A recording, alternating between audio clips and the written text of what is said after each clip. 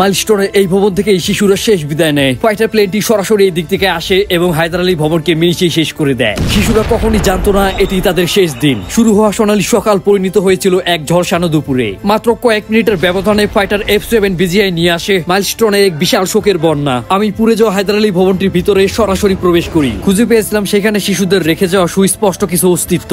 এখান থেকে বেঁচে ফেরা শিক্ষার্থী মরিয়মের সাথে আমরা সরাসরি কথা বলেছি। এই ভিডিওটিতে মাইলস্টোন স্কুলের পুড়ে যাওয়া ভবনের দৃশ্য এবং দুর্ঘটনা সম্পর্কে সম্পূর্ণ তথ্য প্রদান করব। ভিডিওটি শেয়ার করুন এবং সম্পূর্ণ ভিডিও দেখার জন্য সাথে থাকুন।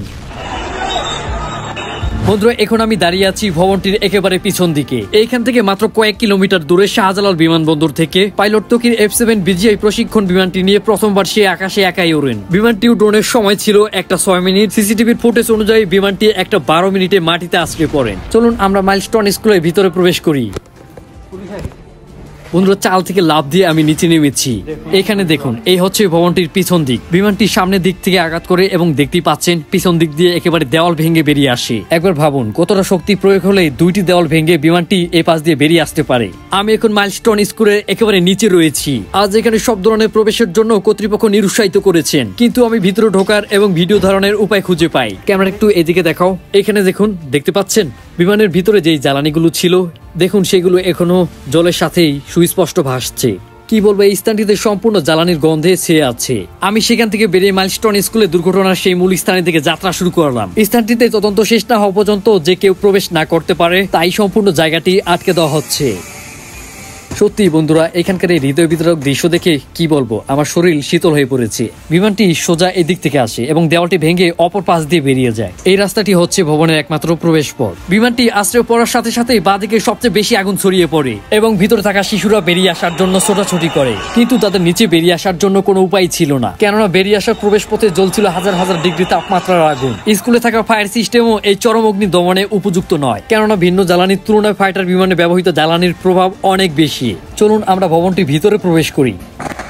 বিমানটি সবার প্রথম ভবনের এই স্থানটিতে আঘাত করে একেবারে সোজা, দেখতে পাচ্ছেন এই দিক থেকে আসে। দেওয়ালে এবং গাছে লেগে থাকা মাটিগুলো প্রমাণ দেয় যে বিমানটা কতটা জোরে আছড়ে পড়ে। দেখতে পাচ্ছেন নিচের মাটিগুলো দুই পাশ থেকে সরে একটি সরু খাল তৈরি হয়ে আছে। ঠিক এই স্থানটিতেই সোনালী সকালে শুরু হয়েছিল বাচ্চাদের পড়াশোনা, কিন্তু কেই বা জানতো এটি হতে যাচ্ছে তাদের জন্য শেষ দিন। এখানকার মাইলস্টোন স্কুলের একজন শিক্ষকের মতে নিয়মিত বাচ্চাদের দুপুর 1টায় ছুটি দেওয়া হয়, কিন্তু সেই দিনও ঠিক সেরকমটি হয়েছিল। তবে ছুটির পরেও কিছু বাচ্চাদের প্রাইভেট পড়ানো হয়। সেই প্রাইভেটে শিশু শিক্ষক এবং যেই গার্জিয়ানরা ছিলেন তারাই এই দুর্ঘটনার সম্মুখীন হয়েছেন। যেই ভবনটিতে বিমান বিধ্বস্ত হয়েছে সেটির নাম হায়দার আলী ভবন। ভবনটি দোতলা বিশিষ্ট এবং এটি একটি প্রাথমিক বিদ্যালয়। তবে এখানে 3য় শ্রেণী থেকে 8ম শ্রেণী পর্যন্ত ক্লাস করানো হয়। শিক্ষকের মতে বর্তমান 2000-এর বেশি ছাত্রছাত্রী রয়েছে এই হায়দার আলী ভবনে। তার মতে দুর্ঘটনার দিন প্রায় 200 লোক আহত হয়েছেন। তবে সে আরো বলেন সেখানে 60 জনের পরিস্থিতি খুবই বিপজ্জনক ছিল, যাদের বেঁচে থাকার আশঙ্কা খুবই কম। দ্বিতীয় তলায় 2টি ক্লাসরুম এবং একটি টিচার রুম পড়ে সেখানে উপস্থিত ছিলেন প্রায় 15 থেকে 20 জন।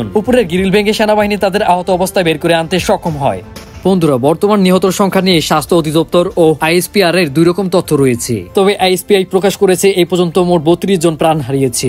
এখন পর্যন্ত মাইলস্টোন স্কুলে শিশু, অভিভাবক এবং শিক্ষক মিলিত মৃত্যুর সংখ্যা সুস্পষ্ট নয়। এখানের একজন শিক্ষক যিনি নিজের প্রাণের বিনিময়ে অনেকগুলো বাচ্চার প্রাণ বাঁচিয়েছে। যদিও সে আজ পৃথিবীতে আর নেই, তবে এই স্কুলে রেখে যাওয়া স্মৃতি, শিশুদের জন্য আত্মদান তাকে চিরকাল মাইলস্টোন বাঁচিয়ে রাখবে। বন্ধুরা, এই পাশটিতে যদিও আগুন আসেনি, তবে দেখুন বালতিগুলো তাপে গলে গিয়েছে। দেখুন ফ্যানের সমস্ত কিছু পুড়ে গিয়েছে, শুধু কয়েলটা ঝুলে রয়েছে। এখানে পাশের রুমে বাচ্চারা কয়েকজন মিলে টিফিন খাচ্ছিল। হঠাৎ করে কি জানি একটা বিকট আওয়াজ হলো, সাথে সাথেই সব শেষ হতে শুরু হলো। এখান থেকে একটি বই তুলে আপনাদের দেখাই, চলুন। 3য় শ্রেণীর শিক্ষার্থী তোপিয়া, জানি না শিশুটি কোথায় আছে কিংবা কেমন আছে। বন্ধুরা, সত্যি কি হৃদয় বিদারক দৃশ্য, তাই না?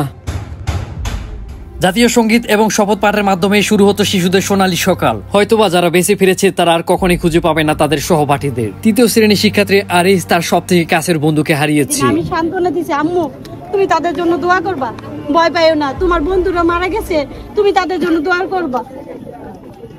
আমি তারা সান্ত্বনা দিচ্ছি। সে রীতিমতো খাওয়া দাওয়া বন্ধ করে দিছে। কালকে আমি নিজে সারা দিনের পরে রাত্রে আমি একটু খাওয়াইছি তাদের।